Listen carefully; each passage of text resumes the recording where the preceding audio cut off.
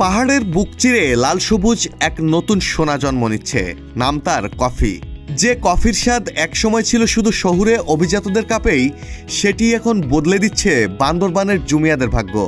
বান্দরবানে একসময় পাহাড়ি মানুষের জীবিকা ছিল শুধুই জুম চাষ, কিন্তু মাটির উর্বরতা হ্রাস, ফলন কমে যাওয়া আর জমির সংকটে সেই পুরনো চাষ আর টিকছে না।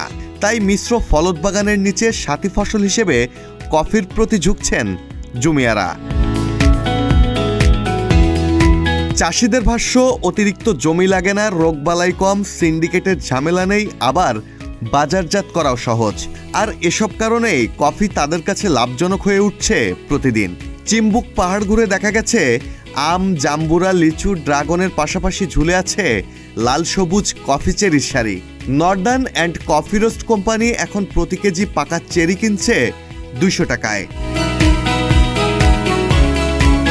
কফি চাষি জংরাও মুরং জানান, জুমে আর আগের মতো ফলন নেই। এখন 5000 গাছের মধ্যে 2000 ফলন। গত বছর 1500 কেজি বিক্রি করে আয় করেছেন 2.5 লাখ টাকা। এবছর আশা করছেন 4 লাখের মতো। আরেক চাষি চামলেং মুরং বলেন, মাত্র 3 নারী শ্রমিক নিয়ে কাজ চালিয়েই গত বছর 1.5 লাখ টাকা লাভ হয়েছে তার। 17 বছর ধরে কফি নিয়ে কাজ করা বিশেষজ্ঞ তৈদুরাম ত্রিপুরার দাবি, চন্দ্রাগিরি প্রজাতির কফিতে ফলন বেশি, 3 বছরেই ফল আসে, তাই এ জাতের চাহিদা আকাশ ছোঁয়া। কৃষি সম্প্রসারণ অধিদপ্তরের তথ্য বলছে, গত 3 বছরে উৎপাদন 3 গুণের বেশি বেড়ে হয়েছে 122 মেট্রিক টন। কফি চাষিও বেড়েছে 586 থেকে 1930 জনে। কৃষি সম্প্রসারণ অধিদপ্তরের উপপরিচালক আবু নাইম সাইফুদ্দিন বলেন, কফি ও কাজু বাদাম দুটিই বান্দরবানের নতুন সম্ভাবনা।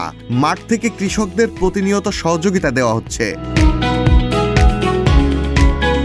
এভাবেই পাহাড়ে কফি চাষ এখন জুমিয়াদের জীবনে এনে দিচ্ছে আশার আলো। মাহমুদুল হাসান শাওন, প্রতিদিনের বাংলাদেশ।